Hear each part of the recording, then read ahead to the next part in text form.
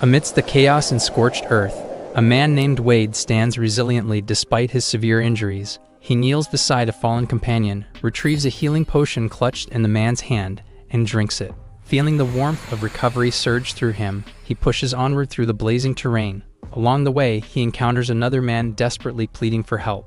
Wade reassures him, saying he will make sure help arrives as soon as he returns, and urges him to hang on a little longer. Grateful, the man musters a weak smile. Wade presses forward until he finally stands face to face with a formidable dragon. At the labyrinth's entrance, a few hours earlier, adventurers gathered to assist the lordship in exploring the labyrinth. He announces that the artifacts are what they are after, which are the special items harboring the power of a labyrinth. They possess exceedingly rare and unique effects. Should they obtain several pieces, he promises to give them a few and grant them the right to become his subordinates, adding that they should feel honored. Meanwhile, the adventurer Wade expresses boredom with the man's speech, noting that he talks too much and has tuned out most of what he has been saying. He then remembers a memory from a distant past of his former comrades. With a solemn look on his face, he swears to find the one who did it no matter how long it takes. After all, he wants the detection artifact and nothing more. After all the reminders, the adventurers enter the dungeon, looking for the reward they might get from the exploration, not knowing that what awaits them is something that they don't expect. The adventurers march inside the dungeon, and immediately they encounter goblins. The goblins lunge at them with their weapons, and Wade in his mask intervenes to help his fellow adventurers, and they follow his lead. After killing numerous beasts, the lordship complains that they are taking too long and urges them to move forward all at once. The adventurers follow his lead, and one of them talks about how scary the lordship is and that he shows his true color the moment that they enter the dungeon. However, Wade tells them off, saying that the lordship is still their employer and they have to make sure that they escort him to safety. The adventurer comments he is so diligent and asks for his name. Wade removes his mask and introduces himself as the labyrinth expert adventurer. When asked about his reason for joining the exploration, Wade shares that he is searching for someone. The adventurer wishes him well and hopes that he finds what he is searching for. Curious, he then asks why he is holding an odd weapon. Wade proudly tells them that it is the weapon of his choice, and for him, this is the best one since it is handier. On top of that, it is cheap, so he won't feel bad if it breaks. The adventurer comments that he is being stingy, so he should not be proud of it. As he bickers with the adventurers, he notices a glowing crystal nearby and halts the other adventurers. He points at the rocks and warns them that they are explosive and dangerous, so they have to step back, especially the lordship. The man refuses to leave without the artifacts and accuses Wade of wanting all of them by himself, which is why he is creating a scene. The lordship then shows the adventurers a scroll of return, which can help them all escape if they land in trouble. With that, he urges the group to continue with their exploration while Wade follows hesitantly behind. Later, they arrive in a clearing illuminated by the sun outside. In the middle is a chest, and the Lord immediately runs to it thinking that it contains treasure. Wade warns him that it is dangerous, but the Lord continues to run toward the chest and inevitably steps into a trap. As it activates, a magic circle appears and glows beneath the adventurers. Wade is helpless as it triggers teleportation magic and unleashes a gigantic and terrifying dragon. The adventurers panic and they frantically try to run to safety as the dragon menacingly walks toward the lordship, who staggers back in fear. Meanwhile, knowing that they stand no chance against the dragon, Wade escapes and saves himself as the creature unleashes a ball of fire and creates a destructive explosion. In an instant, the whole area of the dungeon is engulfed in fire, which leaves the adventurer either injured or dead. Bodies are strewn on the ground, including Wade. Fueled by the revenge he promised to make, he wills himself to get up and survive, as this is not yet the time for him to die. He swears not to die there and drinks a healing potion, dragging his shovel as he walks toward the dragon with the little ounce of strength left in him.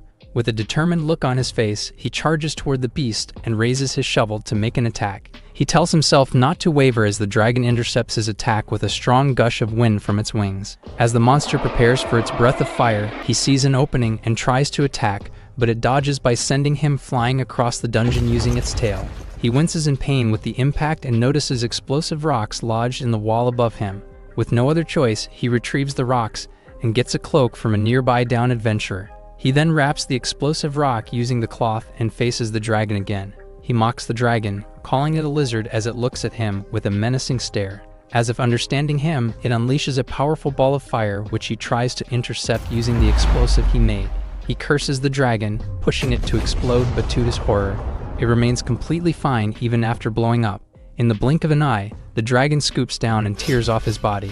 Even though he is on the brink of death, he manages to crawl and wills himself to fight more. Although bloodied, he searches for his weapon and stares right at the dragon, not showing any fear. With this, he earns the respect of the dragon and it speaks to him, telling him that it likes his tenacity. It then performs a spell, enveloping Wade in a bright light and giving him the power of the dungeon master. From now on, they will be a pair and inseparable.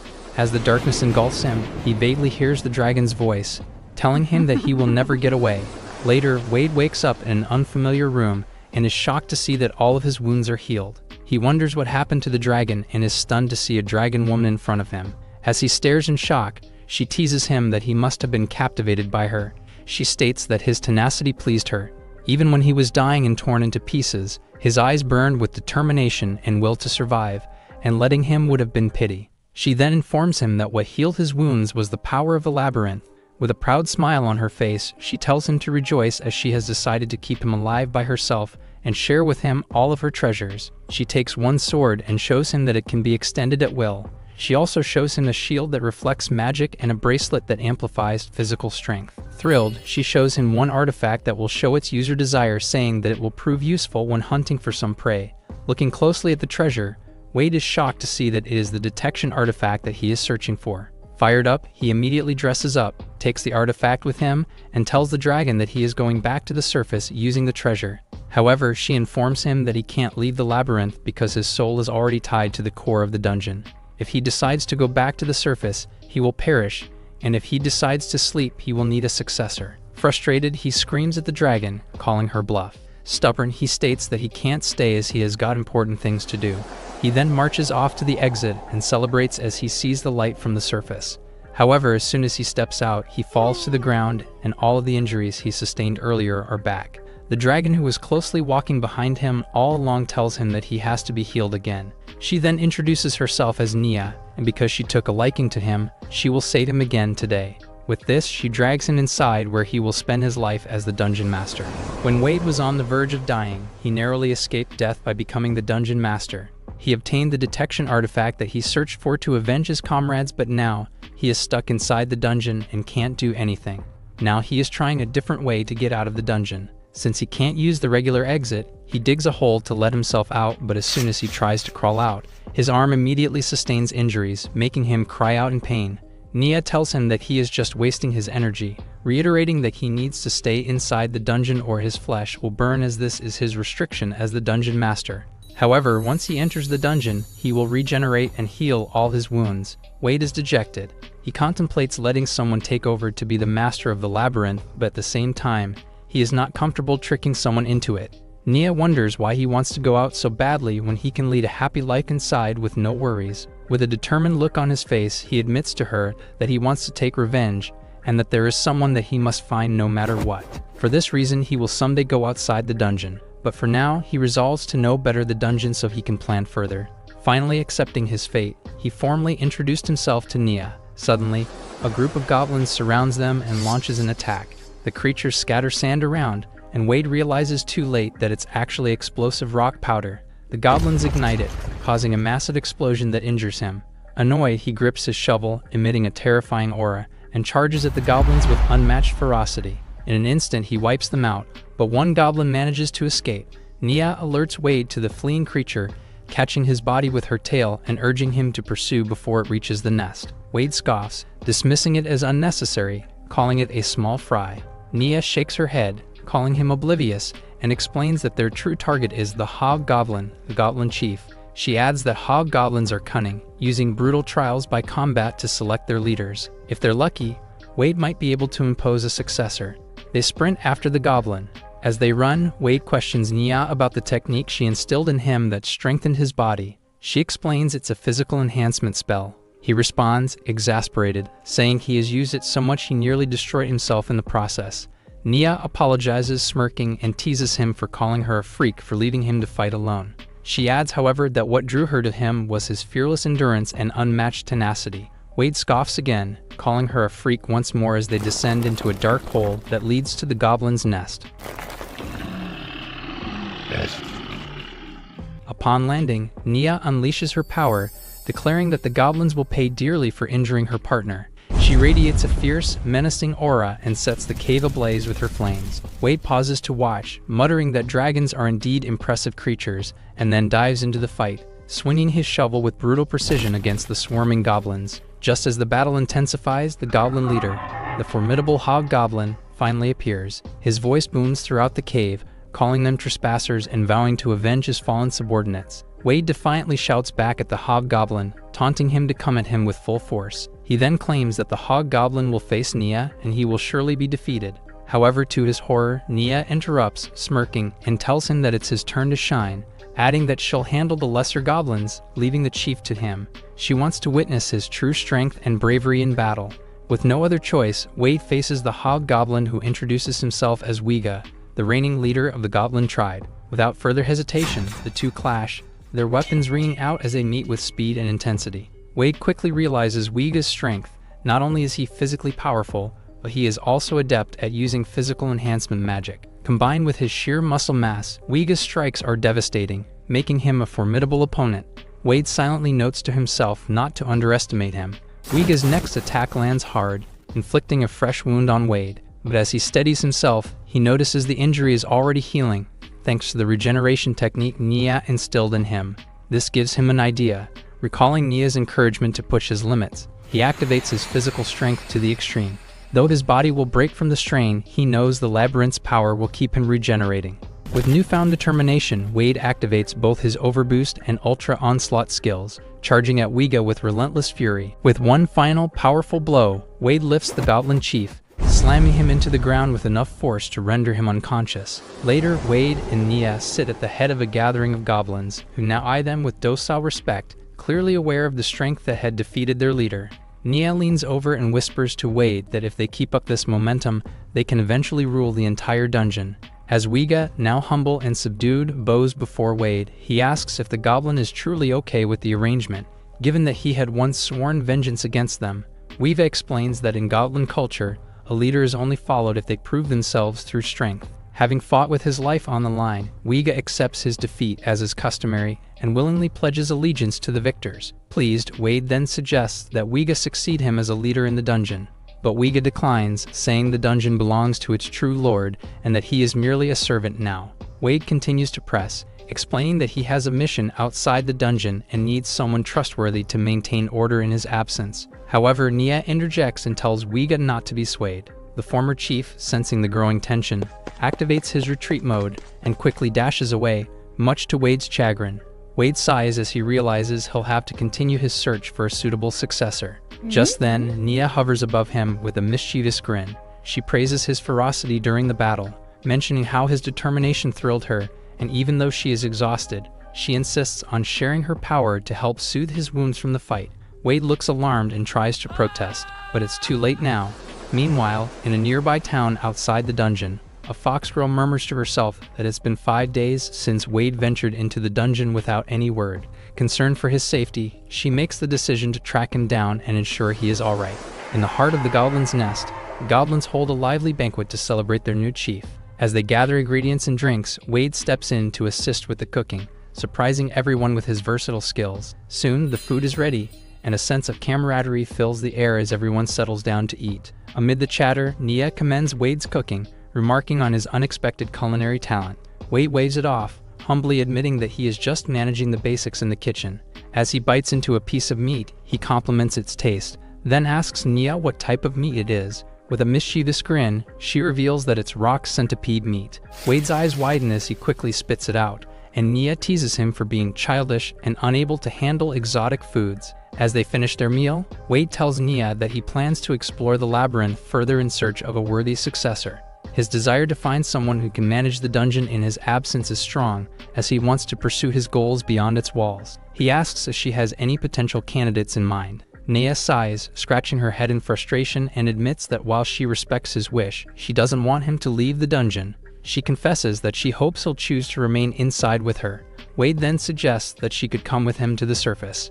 Her eyes widen, taking his suggestion as a proposal, and she is overjoyed, thinking he is implying marriage. With this, she recommends an archer skeleton that might make a fitting successor. She explains that though no one's truly seen the archer up close, It's rumored to be the lingering apparition of a past adventurer, a mysterious entity that could be the ideal candidate. Intrigued, Wade agrees to investigate, and the two set off together through the maze-like dungeon. After traversing several dimly lit passages, they finally reach the area believed to be the skeleton archer's lair. Just as they begin their search, Nia corners Wade with a playful smile. She tells him that she is thrilled he wants to marry her and join her in exchanging eternal vows. Taken aback, Wade realizes her misunderstanding. He fumbles to clarify, but Nia, with a mischievous glint in her eyes, insists he stop teasing and anticipates their exchange of eternal vows. Suddenly, a scream echoes through the dungeon, and Wade becomes instantly alert. The voice draws nearer, and he is shocked to see his friend, the fox girl San, sprinting toward him, frantically calling for help with a massive slime hot on her heels. Without hesitation, he digs up a rock using his shovel and hurls it at the slime, trying to break its form. This catches San's attention, and she looks at him wide-eyed in relief and surprise. Wade greets her, noting that it's been a while since they last met. As he grabs another rock to throw, he realizes that physical attacks won't work on slimes alone. He'll need to infuse his weapon with magic. Channeling his energy, he imbues the rock with magic and sends it flying into the slime, shattering it.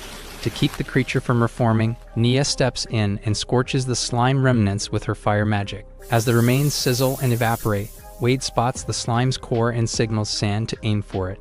Without hesitation, she dives into action, slicing the slime's body to give Wade clear access to the core. Seizing the opportunity, Wade activates his regeneration power and boosts his strength, using the physical enhancement spell to amplify his abilities. With a powerful leap, he crashes into the slime and smashes its core in one swift blow, finishing it off. San, visibly impressed, wags her tail excitedly and marvels at his power, admitting she has never seen such a technique. Eagerly, she asks him to teach her, but he chuckles and tells her to calm down for a moment. Just then, another slime appears and quickly ensnares them in its sticky body. They struggle to break free, but an arrow suddenly pierces the slime's core, obliterating it. Freed from the sticky trap, they turn to see a skeleton archer emerging from the shadows, silently extending a bony hand for payment. Wade, slightly disappointed, realizes it didn't save them out of kindness, but for the reward of a gold coin. After receiving its reward, the skeleton begins to walk away without a word. Wade calls out, offering it the role of his successor as dungeon master. But the skeleton continues to walk away, firmly rejecting his request. San then gets Wade's attention, stating that she is happy to see him alive and well. She cries, saying that she was worried when he failed to come back after exploring the dungeon, admitting that she came looking for him after he went missing. She then cheerily invites him to go outside now and return to the safety of the surface. However, to her surprise, Wade tells her that it is impossible for him. Later, San is shocked to hear the whole story from Wade. She is stunned to learn that he has become a dungeon master and that the gorgeous woman beside him is actually a dragon. San grabs her head, having a hard time believing her friend's predicament, the fact that he can't go outside the dungeon unless he finds his successor. With this, she resolves to help him find a successor. He appreciates her offer but warns her that it won't be easy. She acknowledges this fact but tells him that she is grateful to him for all his help when she was just a rookie adventurer, so she will help him this time. A few years ago, she was kicked out of the party she belonged to. Even though she did her best, she was still viewed as useless. She trained harder after that, but just couldn't see a future anymore. When she lost all hope, she met Wade, who helped her with her training. He claimed that it was hard for him to watch her as she rushed to her death, so he stepped in. He then offered to mentor her, promising to bring out her talent. After that, Wade trained her from the ground up, and she survived being an adventurer because of him. One day, she asked why he was being nice to her, but he just waved her off, saying that he was merely butting in. Trying to cheer her up, he asked her to toast with him and celebrate that she survived her first quest. At present, San eagerly offers to help him since he has helped her so many times, so now it is her turn to lend a hand and declare that they must return to the surface together. As they stand close to each other, Nia intervenes and breaks them apart. With a menacing look, she tells San that Wade belongs to her, declaring that she won't hand him to anyone. She then unleashes her fury and breathes fire in their direction. San pleads with Wade to stop Nia from scorching them alive, but he too can't do anything about it and helplessly runs with his friend. Meanwhile, in the royal capital, a noblewoman is speaking to a man, telling him that their target is in the depths of a labyrinth. She then asks if he can handle it. As the man stands threateningly in the shadows, he assures her that he will slay the dragon without fail and bring its head before her. Later, San returns to the dungeon, bringing along a woman. She greets Wade, and after a brief exchange, she introduces herself to Nia as Dorothy the magician. Despite the adventurer's serious problems, Dorothy can't hide her excitement as their predicament fuels her research ambitions. She assures them that their food shortage problem is a simple one to resolve, suggesting that they can become self-sufficient.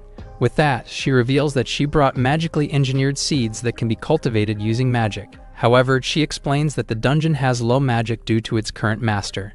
Dorothy notes that low magical energy in the dungeon makes survival challenging for its inhabitants. Since the previous owner was Nia, the magic levels have notably changed, as human magic doesn't suffice. Still, since Wade and Nia are partners, she suggests this shouldn't be a problem. Turning to Nia, she asks how she replenishes her energy. Nia proudly replies that she gets it by having intimate moments with Wade, leaving him in shock as he claims he was never informed of this. Scandalized, San asks if there are other ways to increase the dungeon's magical power. Dorothy suggests they could lure adventurers in and kill them, as creatures who die within the dungeon have their magic absorbed back into it. If efficiency is the goal, they could even set deadly traps to catch adventurers from outside. Wade, however, is firmly against this. Dorothy smirks, teasing him for his predictability, and suggests he just get cozy with Nia instead, further irritating him. Finally, turning serious, she reveals that she has prepared other alternative methods. She brings out magical flowers, explaining that planting more will amplify the effect. She then draws a magical circle, instructing them to manipulate the energy flow within the dungeon. For the final step, they must direct the magic flow into the labyrinth itself. As she activates the spell, she declares that their magic problem is now solved. Nia is amazed, feeling the depleted magic gradually replenishing. Dorothy then proceeds to plant some magical vegetable seeds, which don't require soil tilling as they can grow anytime, anywhere. In just a snap, the dungeon's area flourishes with fresh vegetables. Wade is in awe as he surveys the lush green plants that can sustain their needs. With this, Dorothy tells them they can now harvest the vegetables all at once and prepare a feast. The goblins eagerly dive into the vegetable garden, immediately beginning to harvest. However, a monster with a pumpkin head suddenly appears, causing havoc in the garden. Dorothy explains that due to the excessive nutrients, they've managed to create a vegetable-type monster. The monster then begins absorbing magic from the earth's veins, growing stronger by the second. While Sam panics, Dorothy is thoroughly amused by the unfolding phenomenon. In an effort to resolve the issue, Wade suggests Nia burn the monster, reminding her to adjust her firepower to avoid destroying all the vegetables. However, she hesitates, uncertain if she can control her flames precisely. With this, Wade decides they must find another way to defeat the monster. Just then, San arrives with an artifact in hand. Dorothy thinks hard on how to tackle the vegetable monster. An idea strikes her, and she instructs San to taunt the monster into attacking. She tells San to use the magical shield to counter the monster's laser beam head-on. Nervous but determined to save the vegetables, San gets the monster's attention, and it promptly attacks her with a laser beam. Using the shield, she deflects its magic back to its root, which is drawing magical power from the dungeon. With its energy source severed, Dorothy signals Wade to step in and finish off the monster. Wade immediately leaps into action, delivering a swift, powerful slash with his sword. To finish it off, Nia kicks the monster's head against the wall, completely defeating it. Later, they all celebrate by harvesting the vegetables and indulging in a feast, enjoying the fresh bounty. Sitting beside his drinking companion, Wade asks Dorothy if she has considered becoming the dungeon's successor. She chuckles and admits that it's a tempting offer, but impossible since she needs to manage her own store. Still, she offers to help him out as a friend, even suggesting she can take on certain tasks for him, joking that her fee will be a rare artifact naturally. Holding her bottle of liquor, she hiccups and, with a mischievous grin, suggests they might do something naughty together. Wade quickly backs away, laughing and reminding her that she is really drunk. Noticing them together, Nia feels a surge of jealousy. She intervenes, snatching the bottle of liquor from Dorothy and downing it in one go, then fixes the magician with a darkened gaze. She turns to Wade, firmly declaring that he belongs to her, and starts to attack him. Meanwhile, unbeknownst to them, a mysterious man has successfully conquered the lower levels of the dungeon. Feeling that the fight so far has been disappointingly easy, he mutters that he is looking forward to reaching the dragon's domain, eager for a more thrilling challenge. A nobleman stands before a crowd of eager adventurers, proclaiming that in 3 days he will embark on a dragon hunt, inviting those who seek wealth and honor to join him. The announcement is met with cheers, though San, seated at one of the tables, is filled with anxiety as the adventurers revel around her. Inside the dungeon, the goblins indulge in a rare bath in a crystal-clear underwater cave, while Wade observes from a high rock. He is amazed by the discovery of this hidden area, but Nia cautions him that the cave connects to an outside water source, which could sweep him away and lead to certain death. Just then, San rushes in with a look of urgency. She breathlessly informs them that the guild is buzzing with news. A renowned dragon slayer is rallying adventurers to attack the dungeon. Wade, recalling the man's name, nods, revealing that he knows of Brad, the feared dragon hunter. Brad is a veteran hero who wields magic derived from dragons he has defeated, with his prized possession being an anti-dragon relic sword. Nia comments on Brad's formidable reputation and wonders if Wade might consider him as a successor. But Wade's face darkens, and he answers firmly, no. He explains that Brad is merciless toward dragons and would never spare Nia. As a dragon slayer, Brad would certainly target her, putting both of them at extreme risk. Realizing the danger they face, Wade resolves that he has no choice but to fulfill his role as dungeon master and defend the dungeon. Turning to the beasts under his command, he raises his voice, declaring that it's time to band together and defend their home from the impending invasion. The monsters let out powerful roars of agreement, echoing through the dungeon as a look of fierce determination settles over Wade's face, preparing for the battle ahead. With determination, everyone begins pitching in. The goblins tirelessly dig to create traps throughout the dungeon, while San and Dorothy team up to devise strategies that could give them an edge in the upcoming battle. Meanwhile, Wade and Nia practice fighting side by side, honing their skills in preparation for the larger threat looming ahead. Later, Wade sits alone in a room, lost in deep thought, when Nia finds him. Teasing him for looking so serious, she gently insists he share what's on his mind so they can face it together. After a moment, Wade opens up, admitting he is uncertain if he can truly defeat the Dragon Slayer. After all, he is just a regular adventurer with no remarkable talents. Even as the dungeon's master, he feels he pales in comparison to a seasoned hero who's triumphed in countless battles. He confesses that, despite rallying everyone, he worries he might let them down. Nia's expression softens as she listens, then she tells him not to overthink, reassuring him that he is strong and capable. That's why she chose him as her partner. She adds that whenever he doubts himself, he only needs to trust in her, just as she wholeheartedly believes in him. Wade's eyes widen with surprise, but he breaks into a smile, grateful for her encouragement. He thanks her for lifting his spirits, and she smiles back, urging him to return to everyone else, as they're waiting in concern for him. At that moment, the door to the room bursts open, revealing the goblins and San, who have been eavesdropping, worried for Wade. The group banters back and forth, and as Wade looks around at their laughing faces, he realizes just how fortunate he is to be surrounded by such loyal friends and allies.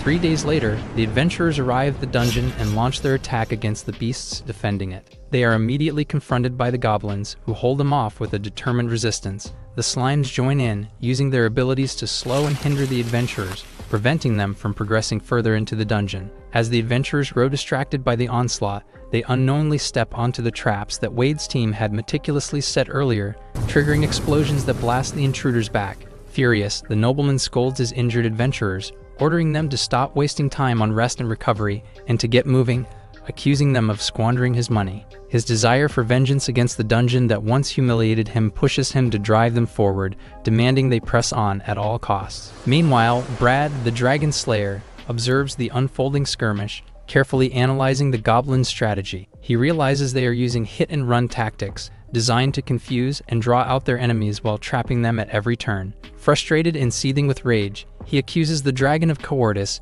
convinced she is trying to avoid him. Brad advances forward, calling out that only those who fear the dragon should follow him. The lordship tries to berate him, declaring that Brad is not authorized to take charge, as this unit is mobilized under his command. Brad, however, merely turns and casts a menacing glare, his dangerous aura powerful enough to silence the nobleman, who falls back, visibly intimidated. Just then, the passage collapses, trapping several adventurers under rubble. Furious, the lordship cedes, yelling his frustrations as they find themselves unable to advance further. Meanwhile, Wade watches the scene unfold through a crystal, feeling reassured that they're making good progress. Dorothy's traps are proving effective, slowing down their enemies. Wade is convinced that if they keep this up, they can force the adventurers to retreat with minimal bloodshed, yet he remains troubled by Brad, whose strength and persistence pose a significant threat. It's clear that Brad, undeterred by the traps, is determined to press deeper into the dungeon to confront the dragon directly, swatting away the goblins as though they were nothing. Realizing he has no other choice, Wade decides to face Brad head-on. He grabs his trusty shovel and reassures his comrades, reminding them that within the dungeon he is nearly immortal. He tells San, with a glint of resolve, that if it comes down to it, he'll blow himself up to take the Dragon Slayer with him. Nia volunteers to go with him, but Wade stops her, saying he needs her to stay back for an important task only she can handle.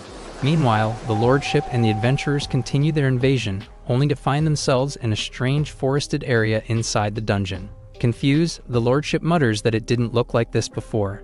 At that moment, Wade emerges from the shadows, his face cold and focused, his bloodlust palpable. Leaping from the bushes, he launches a surprise attack on Brad. Their weapons clash with force and precision, each strike ringing out as they match each other's heavy blows with incredible speed and skill. Their intense fight escalates, each combatant refusing to back down. In the heat of battle, Brad demands to know who he is up against, to which Wade boldly declares that he is none other than the Dungeon Master. The loud clangs ring in the air, as thick steel clashes to mark the beginning of the main battle. Holding his ground, Brad commends Wade for having the guts to ambush him like that, but swings to send him flying across the woods. For a veteran like him, an attack with such a level of skill won't reach him. Having crashed on against a tree, the Dungeon Master realizes that his tactic didn't work. During their quick clash, the gap between them became clear as he understood the extraordinary power comparable to that of a dragon's. Having faced one before, he grits his teeth and steels his resolve. The trees behind him fall, revealing the pumpkin monster they accidentally grew. Now their turn, it uses its vines to whip across the battlefield, hitting the soldiers and taking several out in one fell swoop. The survivors run away, realizing they would lose their lives from another attack. Looking at them with disgust, Brad deems them cowards. The pumpkin monster attacks the lone dragon slayer as he's the only enemy left, but is cut into pieces in the blink of an eye. The veteran pushes forward, not having time to waste on foolish challengers. Dragging his great sword across the ground, he says his only goal is to hunt dragons. Once he slays his wicked targets, he absorbs their power and uses it to hunt more, endlessly growing stronger with each battle. With this, he commands Wade to leave him alone, since he has no place in that agenda. Confirming his worries and suspicions, the Dungeon Master fixes his stance, knowing it's too dangerous to let the man through. He unleashes a barrage of strikes, all of which are blocked by the experienced adventurer. Sick of it, Brad deflects the heavy spade, sending it flying from the wielder's hands. It's his turn to retaliate. The young man's speed and power are not bad, but his technique is mediocre at best. Catching the inexperienced newbie's leg, he slams Wade to the ground, breaking nearly every bone in his body. The Slayer looks down at the beaten Dungeon Master, saying he's way over his head and questioning what's so special about the dragon he's protecting, as he sees him struggle to prop himself up with the dungeon's regeneration powers. To him, dragons are power-abusive beings that slaughter humans on a whim. Scolded as an adventurer, Wade recalls the terrifying moment when he first encountered Nia, but then he was unexpectedly spared, taken care of, shown warmth, and offered friendship. Now he can't see her as just a monster anymore. He receives a quick kick to the gut, but it's so strong that he's sent flying across the forest. Barely surviving with the dungeon's powers, he promises to protect her. After all, it's his duty as the Dungeon Master. Understanding his sentiments, Brad approached and raised his blade. Ready to deal the final blow, he tells the young man to die foolishly for love. His face darkened as the sword came down, but Wade suddenly signaled someone with a shout. Just then, an arrow shot through the Dragon Slayer's hand, forcing him to let go of his weapon's handle.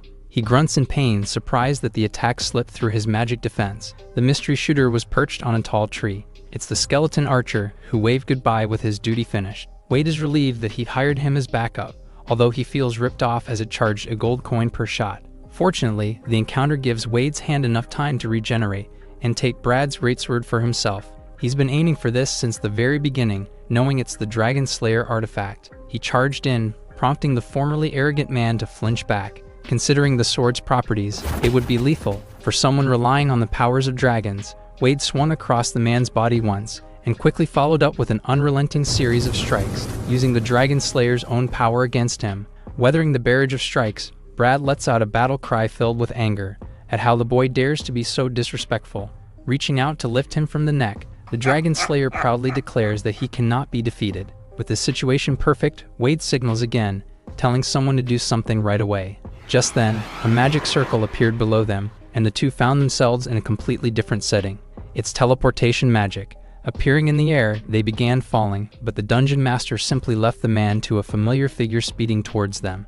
It's Nia, flying at them with an excited smile. Using her immense strength, she kicked Brad right in the face. Nearly knocked unconscious, he free-falled. Plunging into the body of water below, his eyes regained their brightness for a moment, as he saw the mesmerizing and beautiful sight of Nia's dragon form flying above him. With this, the renowned Dragon Slayer fell. Meanwhile, the noble who hired them threw his equipment frustration, now having failed twice. Moving forward, he intends to request for a royal knight. Just then, a hand was placed on his shoulder. It's San, accompanied by the dungeon's goblins, asking where he's going all of a sudden. Pathetic screams filled the area. Soon after, Nia raised her pint, announcing their win and inviting everyone to drink. They all partied, dancing around the bonfire and partaking in a banquet. Even the skeleton archer stood nearby, drinking his share. Worried about what will happen after all this, Wade can't help but feel glum despite their win. Brad was the kingdom's hero, and defeating him might draw unwanted attention to the dungeon. She assures him that there's no need to worry, and that they'll be safe as long as he's the dungeon master. Moreover, since he risked his life to protect her, she pledges her eternal love to him in return. Holding his face tenderly, she enjoins him to be together forever. Drunk and unable to read the room, San abruptly joins the conversation, wanting to go with them. The two ladies come up to Wade with hazy eyes, blushing and calling out his name. He screams and backs away in surprise, intimidated by the promise of forever. Pushing them both away, he renounces the dungeon immortality concepts, wanting to go back outside. If anything stands in his way, be it a hero, a kingdom, or even a god, he vows to crush them all. Cursing the twist of fate, he quits. Meanwhile, in the palace, Brad's client watches the kingdom, not expecting the Dragon Slayer to be defeated. She sighs at the mess they're in. A few days after the battle with the Dragon Slayer, the dungeon echoed with the sound of another fight as San and Wiga charged in with their blades, ganging up on lone opponent.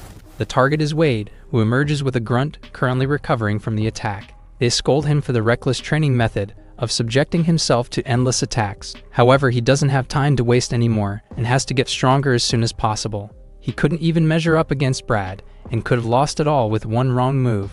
Gritting his teeth, the young man declares that he cannot lose like that again. He's filled with resolve and suddenly calls to Nia, surprisingly telling her to hit him with her strongest blow as he wants to test his body's current limits. Well aware of the pain this could lead to, she asks if he's serious. Refusing to be discouraged, he politely asks her to give it her best shot. She isn't thrilled about the idea, but it can't be helped. The dragon concentrates her magic into her palms and unleashes it all with a swipe of her hand. A huge wave of flames is shot at Wade, who stands his ground and grips his spade tight, enhancing his body to its limits. Facing the blazing fire, he swings the weapon, intending for something to happen. When things don't go his way, he staggers back in surprise, as his entire body is swallowed up by the dragon's immense magic. San screams in worry. Fortunately, the dungeon master revives soon after, hurriedly getting up and saying he messed up. While the two are unable to take it, Nia humors him and asks what he was planning to do. Recalling an old comrade named Sylvia, he says he wanted to mimic her technique, which can be activated by physically enhancing one's weapons. If successful, it can even cut through flames. Asked about his friend, he shares that she was younger than him, but was a master of body enhancement. Recalling how it was a challenge to take care of someone so full of energy, Wade takes something out of his pouch. It's Sylvia's pendant, which hung from her neck during their battles together, at least when she was still alive. With a confident smile, the young girl often charged into the battlefield, leaping high above her enemies and cutting even the hardest shells with her enormous axe. Taking enemies down with a single blow, she often felt like she was on top of the world, even with Wade constantly scolding her for diving in too deep and risking her safety every step of the way. He often told her to fight more carefully, but she insisted that all was well as long as it ended in her victory, even going so far as to call him out for being a worrywart. That said, even the tiniest scratch in a labyrinth can be deadly. He began to make rules, but she just smiled at him, saying she's counting on him to have her back so she can charge ahead. He's struck by the comment, but says she can't fool him with sweet talk, prompting the girl to laugh over being caught. Her moves were flashy, but the power behind them was undeniably real. It's not just temporarily channeling magic, but also perfectly controlling the explosive release for an attack. He couldn't grasp all the details due to Sylvia's flamboyant explanation, but the principle seemed sound. Either way, if he could somehow replicate her technique, he could take one step closer to his goal. With this, he asks San and Wiga to train a bit longer. As they delightfully accept, Nia encourages him to rethink his training methods, as the current one seems inefficient. They spend a moment thinking about it. Later on, Dorothy appeared in the dungeon, making a quick visit to see how her golem was doing. Watching Wade battle it so fiercely, she's delighted to see her creation work so well. Spotting Nia sitting nearby, the magician cheerfully sat beside her, asking to team up and have some fun with the training. Together, they watched their friend fight the stone warrior. The dragon commended the handy golem, as its strength is easily adjustable. Glad to hear the feedback, Dorothy shares how she regulates her creation's physical power by the amount of magical energy it absorbs. As they see it knock Wade out, she wonders if it's currently at peak strength, which is likely what he's hoping for as well.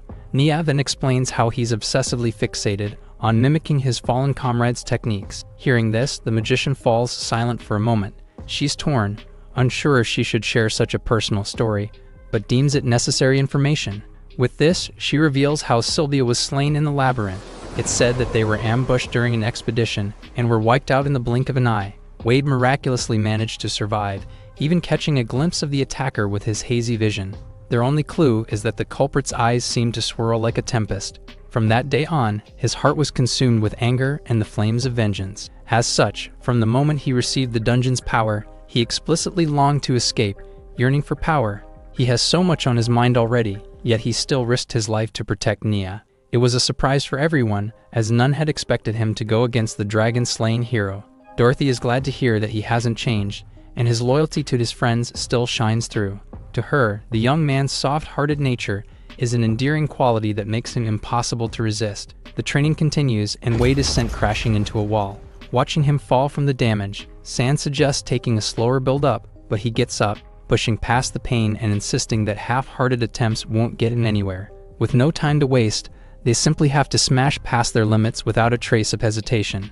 He charged at the golem once more, doing his absolute best to drive the spade into its thick body. However, his efforts remain fruitless, as the failed attempt allows the opponent to strike his body, sending him to the ground. Without allowing him to recover, it raised its heavy fist and brought it down with all its force. Despite the display, the two ladies calmly watched on. Wade isn't all that strong. He lacks extraordinary talent, has no remarkable skills, and is unable to match most monsters in the labyrinth. Nia insists that his strong heart is enough, and that his unbreakable spirit, driven by sheer will, is what truly makes him shine. Despite the golem pounding him to the ground, he stood up. Struggling simply because he's an ordinary soul, much like everyone else, he sets himself apart by rising up again and again, crawling through the ruthless world with an undying spirit that will never break. His eyes brimmed with power and determination, simply dazzling as he jumped and swung his spade at the opponent again. This time, it split in half and fell to the ground like a lifeless pile of rocks. Excited, San asks if that was the technique he was talking about.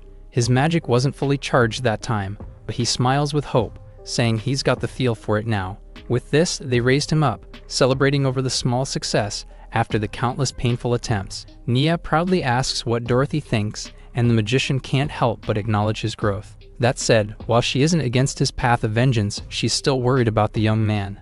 Either way, they can only hope that a successor for the position of dungeon master is found soon. As she says this, a light flickers in the air, and a screen suddenly appeared, showing an intelligent-looking woman. She asks if they can hear her, leaving them all stunned from the unexpected encounter. The stranger wonders if the video is going through, and a pixie-like being also appears, confirming their success. Delighted, the woman Remy claps her hands and moves right into negotiations. They all listen intently as she greets the esteemed adventurers of the Dragon's Labyrinth, saying it's a pleasure to meet them all. With a sly expression, she reveals her simple request, and asks them to hand the labyrinth to her peacefully. Not minding the fact that she just abruptly appeared, Remy asks that they give her the Dragon's Labyrinth. Realizing something, she apologizes and begins to introduce herself, but the transmission was interrupted as Nia sent a wave of flames at the screen. Unfortunately, it's projection magic, which can't be cut off with such simple attacks. Considering the attack, she wonders if the dungeon master is a hot-headed person. A lone hand rises in the air as Wade identifies himself as the master of the dragon's dungeon. This surprises Remy, seemingly dissatisfied, as it's uncommon to see a mere human standing in for such a strong species. Moving on, she says they'd like to proceed without any issues and have appropriate rewards lined up. When the labyrinth is transferred, they'll be granted all desired artifacts, resources, and even food. Hearing a few interesting things, Nia and Dorothy are quickly tempted to accept the offer, which notably isn't a bad proposal at all. Considering how he'll be able to return to the surface with the deal, there's no reason for Wade to refuse. However, he's suspicious of the lavish display and asks what they intend to do with the labyrinth anyway. As a researcher, she's enthralled by the labyrinth and ecosystems of all other mazes. It sounds like an ordinary and mundane reason, but she then smiles and proceeds to refer to the monsters as samples, saying the more the better. For instance, the goblins in the area seem to be remarkably intelligent. Intrigued if their social development is uniquely linked to their home, or a different variable, she intends to dissect to find out. She even wants to test the effects of a new drug, since experiments thrive on both quantity and quality.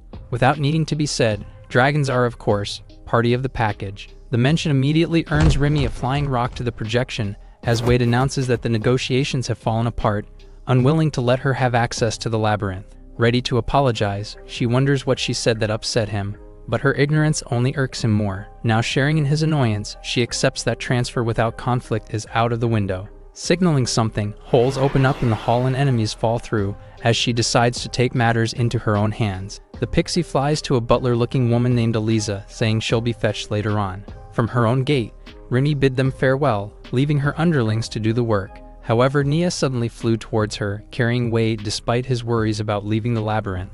Knowing it'll be okay since they're both dungeon masters, she saves the explanation for later.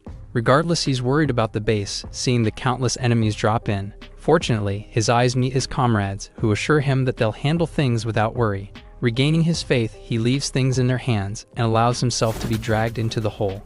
Eliza looks on, nonchalantly noting how they've been invaded. She turns back to her enemies, not caring about it. She was told not to waste essence, so as long as they're alive, it doesn't matter what form they're in.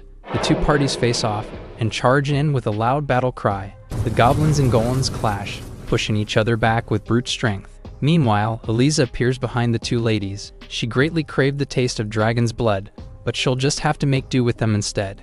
As she slashed with her dark red blade, Dorothy jumped back, casting a magic circle and sending the enemy back with a powerful burst of flames. The intruder skillfully cut the magic down, meanwhile revealing her identity as a vampire. The species is obviously tougher than most, more so with their high combat ability. The magician asks Sand to buy her some time, to unleash grand sorcery that would settle things at once. Charging in, the beast woman strikes with a flurry of slashes, locked in an intense exchange with the enemy. Just then, Eliza raised her blade, suddenly transforming her weapon in mid-air and thrusting in with a deadly spear. Although defending by the skin teeth, the unexpected ability takes Sand by surprise. On the other hand, the vampire mockingly says it'll be a challenge, as it's simply how her kind fights battles. Wounding her finger, she summons a new weapon, and now gains distance to notch a bow. Releasing in an instant, countless arrows rain down on the adventurer. Screaming in shock, she does her best to defend, swinging her blade around to deflect the wave of attacks, and quickly looking back to see if Dorothy is safe. Fortunately, the magician is still engaged in her incantations. Unsure of how much more time she can buy with the odds stacked against them, Sand wastes no time. Recalling how Wade placed his trust and left things to them, she gripped her weapon tight, refusing to be consumed by her fear. Thinking hard and making a decision, she charged in to attend to her responsibilities the best she could. Impressed that she's set on fighting in close range, Eliza changes her weapon once more. Swinging with a sword, her blade hits nothing but air as Sand stuns her with her speed. Appearing on top of her blade, she steps in, ready to use a secret technique that's been passed down from her senior adventurer. The vampire's weapon transformation can't keep up. Realizing that she let her guard down, a spiked earring began to shake and popped open to release a small amount of blood. Using this, Eliza took hold of Sand's arm, stopping her from swinging the sword. She regrets being forced to use her secret weapon. Meanwhile, the girl struggled against her bindings, nearly crying as the situation turned worse by the second. The enemy made her way to Dorothy, stepping into her magic circle as the magician continued to chant. She has no idea what trick she pulled, but it's too late as she's come to end their lives. Worried, Sand cried out to the professor, who remained silent amid it all. Although she isn't as powerful as a dragon, she seems to be an ancient sorcerer and has piqued the vampire's interest. Eliza came close, opening her mouth and baring her fangs for the meal. Just then, Dorothy's expression changed as she cast a binding spell, calling forth the chains of fate. With this, dark chains burst out of the vampire's body, shooting up and down to drive themselves deep into the nearest surface. They're coming from the mage's blood she drank, and she can't move at all, as her limbs are all stretched. She's impressed by the means of binding, but Dorothy just needed any substance to restrain her. Since blood is a premium conduit for magic, she figured the vampire would want something so rare. With a cunning smile, she says she also craves living material for her research and takes a huge syringe. Believing her species to be sturdy, the mage intends to drain the vampire of just enough. Eliza trembles upon seeing the enormous needle, and Sand tears up as the labyrinth's hall is filled with echoing screams. Dorothy later thanks the adventurer for her hard work, saying she saved the day by buying time. Seeing her doubt herself, They encouraged the girl, with the drained vampire admitting that they panicked. Told to hold her head high as she did a great job, San finally brightens up, thanking her for the honor. For now, the work is done, and they should give their allies some well-deserved praise. That said, Dorothy wonders how Wade and Nia are doing as they face a different pair of dungeon masters. Carrying Wade in her arms, Nia hurriedly flew through the portal and into Remi's labyrinth. The two landed on the floor with passionate glares, as opposed to the master, who greeted them with an intrigued smile. The young man is surprised that his body isn't breaking down, and it's because he's still in a labyrinth. Hearing that it's his first time outside his own domain, the researcher slyly offers to take the burden off his hands, and chuckles as he reminds her that negotiations have already fallen apart. Nia warns him that the labyrinth's blessings only apply to its master, in this case Remi. In other words, his body won't regenerate and maximum body enhancements are off the table. As such, the dragon steps forward, asking that he leave the battle to her, since he'll have tasks to attend to later. She advises him to shield himself, planning to unleash her power. However, the pixie touches her back, unwilling to let her step into the battlefield. The pair are shocked, having failed to anticipate such a stealthy approach. As the spell began to take effect, Nia could only look back at the culprit, cursing the pesky little bug. He looks back in satisfaction, saying they shouldn't underestimate him just because he's small. Remi cackled maniacally as the dragon was encased in a water-based seal, specifically crafted for her. After all, they weren't going to waltz into the powerful dragon's labyrinth unprepared. Now that his trusty ally has been sealed away, Wade is asked if he's still up for a fight on his own. He stands his ground, saying he was just thinking about how nice it'd be to knock them out himself. Nia looked from the bubble of water, worried about him. Remi smiles, having a soft spot for fools who don't know their limit and meet their end quickly. Since she still has her principles, she doesn't find it fair to toy with an oblivious amateur like him. As such, she shares a little gem of knowledge, particularly the conditions for victory in their battle. The master of the labyrinth can seize control by touching the core of another labyrinth. In fact, Nia likely brought him there, intending to have him do just that. It applies to her as well. There's no need for negotiations, and she simply has to find that elusive core somewhere. That said, she'll take her time crushing him, before easily snatching his domain for herself. Understanding the situation, Wade charges in, but the enemy quickly backs away. Since she isn't cut out for manual labor like him, she'll entrust things to a little cube in her hands. It's the mana cube, the crowning piece of all her research. Activating her invention, the walls are suddenly covered in a grid, and the floor collapses into several large cubes. As Reni casually stood up, Wade lost his footing and began to fall down. With reality altered, she sits on a chair, playing with her tool and talking about how she specializes in golems. The artifact was originally a plain hunk of metal, with a basic reflection function. However, with her power and expertise, she's transformed and reshaped it into a swarm of golems. Now they plunge right into the heart of the golem, where countless traps are lurking around. The mana cube reads her thoughts and springs into life, following her every desire to defend or attack. Spinning around, the blocks suddenly launch themselves at Wade, hitting his body repeatedly. As she asks for his opinion, believing her force is too overwhelming for any human to withstand, a small block shoots past her head. The distraction gives him an opportunity to jump around and close the gap between them in an instant. He swings his spade, but Remi reacts just in time to defend herself. She won't die, but it must hurt nonetheless. She sends him flying back. Even if she is immortal in her domain, he knows better than anyone else that pain still registers. Watching from the sealed water barrier, Nia calls out to Wade in surprise. The cubes continued their assault, relentlessly raining down on the adventurer. Remi looks at him with slight annoyance, noting his body's surprising toughness and wondering if it's some sort of magic enhancement training. It seems at least 1 to 2 bones are damaged, but his gaze and determination are completely unfazed. Having no fear of pain is a flaw in life. Thinking he's grown arrogant from the labyrinth's immortality, she pities him, believing he'll meet his end swiftly. Feeling a shred of compassion, she intends to end things fast and casts attribute conversion. A huge cube appears above her. Blazing brightly, it illuminated the entire space, eventually turning into a molten ball of fire. Wade stared at the attack that was speeding to him. Meanwhile, Nia could do nothing but cry out in fear of her partner's life. She screamed, desperately telling him to run away and save himself. However, he just stood his ground, glaring at the ball of fire and remembering his conversation with Sylvia. He asked about the secret behind her technique. He knows it's not about the boom or the bang of the attack, but he's just dismissively told to feel it out. She says he doesn't need to force her techniques, as his support always saves the day in the end. That said, he just wants to be more helpful than he already is. His sentiments and desires reach her, and she stands up feeling like she has no choice. Sylvia agrees to show him how it's done. but mockingly says he might be a grandpa by the time he gets a hang of the technique. She smiles brightly, promising to practice with him even if he turns old and wrinkly. With that, she began the lesson. Remembering her words, he steeled his resolve. First was letting magic flow throughout his body. The key to launching the technique lies in precise manipulation of that magic. He must gather all his power into his weapon and hold it as tightly as possible, before unleashing it all at once. Doing all this, he jumps in with the spade, now meters away from the blazing ball of fire. This takes Remy by surprise. Sylvia had great names lined up for her technique, and whispered a bunch into his ears. He questioned her taste, but now spoke her words, swinging his weapon and attacking with her move, Ember Flame Tail. The fiery steel of the spade cut through the blazing ball. Cutting through the mannequin and Remy herself, Wade emerged victorious with his friend's help. In a room where everything had turned into cubes, a wall remained still as if protecting something precious. Everyone keeps their treasures in the safest place they know of. The wall broke apart, revealing the invaluable prize that was waiting right there. In the middle of the room was the core, shining as it sat on the floor. In the battle for the possession of the labyrinth, Wade takes the honor of victory. With this, he bound Remy's limbs together, telling her to keep her mouth shut. Laughing over the matter, the former master says they're treating her too cruelly.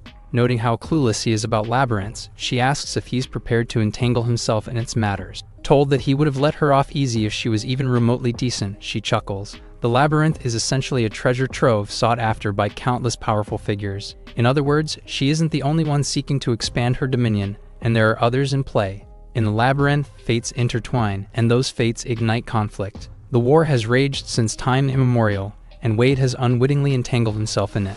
Golems carry large blocks of stone, stacking them up while the others all help with something else. San wiped her sweat off, smiling and jumping up in joy, as they had finished a magical gate of some sort. Confused, Nia asks what it is, and is told that it's a portal that connects Wade's labyrinths. With this, Dorothy can directly transport them to the domain they took from Remy, which is a pretty handy ability. They went over this explanation before, but the dragon was unable to understand well enough, as the magician and researcher babbled on excitedly, using jargon that normal people can't keep up with. Apologizing, she notes that they might be busy for a while, considering the changes taking place. That said, the toughest job falls on Wade's shoulders. As the dungeon master, he's taking private lessons from Remy to learn everything he can. She ends the lesson, asking if he grasps the essence of labyrinths. Since managing two isn't easy, the former master offers to help as his ally and feigns offense as he insultingly says that she isn't someone worthy of his trust. Fortunately, the situation allows her to delve into his labyrinth and even speak to Dorothy, who's a trove of knowledge. As an additional bonus, he's piqued her interest as a bonus. Coming close, she expresses interest in how he's going to perform as a participant in the labyrinth war. Considering all that, she decided to lend a helping hand, laughing proudly without a hint of remorse. In essence, the war is a fierce struggle for dominance, involving the world's strongest entities. Diving deep into literature, he found records of it dating to ancient times and have grown fiercer lately. With 2 labyrinths under his belt, he's a prime target and needs all the help he can possibly get. He'd gladly relinquish his title if there was a proper successor, but he can't consider Remy one. Looking smug as always, she asks if there are any plans for reinforcements, saying they need it in the future. Wade suggests her golems, but the fact that they lost to his goblins means they won't cut it. They've relied on Eliza until now, but they'll need a leader when facing a well-coordinated team. Seeing his blank expression, she calls out and asks if he has any idea what she's talking about. He understands what she's implying, but he looks away as he thinks of someone. Waving it off, he says it would simply be impossible and that they should forget what he said. The person in his mind is an important court knight, and there's no way he can tell her to forget the order and head to them. Remy is surprised by his connections, as court knights are elites directly appointed by the king himself. He continues to explain why there's no hope, and smiles as he shares that he had a falling out with that childhood friend Sasha. Back in their village, years before the current time, a young Wade left with nothing but a rucksack. A high voice called to him, and he turned around to see his dear friend panting after having run after him. She insists on leaving to become an adventurer with him, but the girl has already received an offer to be a court knight. Since her talent has finally been recognized by others, she must not let such a chance slip away. After all, she always went on about becoming a knight for the village. In that case, she tells him to wait, but he insists on leaving the village. The war left everyone starving. As a kid, he isn't as capable as an adult, and is wasting food others can eat. Since the villagers were so kind to an orphan like him, he wants to repay their gesture at least once. She scolds him, saying it isn't the kind of repayment they want. but he simply takes his dagger out. Handing it to her, he says it's a little gift from him to celebrate her successful milestone. Feeling like it's goodbye, the little girl is unable to hold her tears. Although gripping his weapon tightly, she trembles, saying she doesn't make her happy in the slightest. Sasha then shouts, calling him a fool and cutting ties with her friend for good. However, this doesn't faze him, and he simply apologizes as he walks away. Hearing their story, Remy mocks his tearful story filled with the sentiments of youth, much to his annoyance. Ever since that parting, they haven't crossed paths, but would sometimes hear her name when passing the capital. Right now, she's regarded as one of the finest court knights, pure, righteous, and immensely beautiful.